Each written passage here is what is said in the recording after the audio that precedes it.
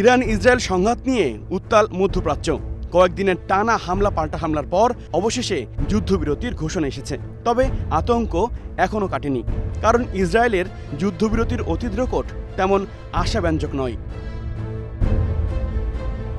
Trump ও নেতানিয়াহুর বক্তব্য এবং 21 জুন আইডিএফের এক্সে প্রকাশিত ভিডিও অনুসারে ইরানে হামলার পেছনে বেশ কয়েকটি কারণ জানানো হয়েছে। এর মধ্যে রয়েছে ইরানের নিউক্লিয়ার প্রোগ্রাম ধ্বংস করা, খোমেনির নেতৃত্বাধীন ইসলামী প্রজাতন্ত্রের পতন ঘটানো, ড্রোন ও মিসাইল তৈরির কেন্দ্রগুলো ধ্বংস করা। বিশেষজ্ঞরা বলছেন, এই যুদ্ধ ছিল ইরান, ইসরায়েল ও যুক্তরাষ্ট্রের মধ্যে সরাসরি সংঘাত।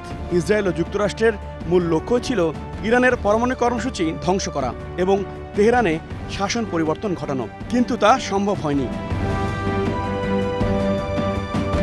হামলার আগেই নিরাপদ জায়গায় পরমাণু কেন্দ্রের প্রয়োজনীয় সামগ্রী সরিয়ে নেওয়ার দাবির সপক্ষে জোরালো প্রমাণ নেই তেহরানের।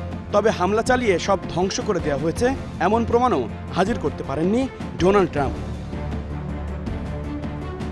খোমেনি শাসনের অবসান নিয়েও কম জল ঘোলা হয়নি। তবে লিবিয়া বা সিরিয়ার মতো খোমেনির বিরুদ্ধে রাস্তায় নামার আহ্বানে সাড়া দেয়নি জনগণ। তবে ইরানের সামরিক নানা স্থাপনায় ইসরায়েলের ব্যাপক হামলার শিকার হলেও সেটি ধ্বংসের পর্যায়ে যায়নি।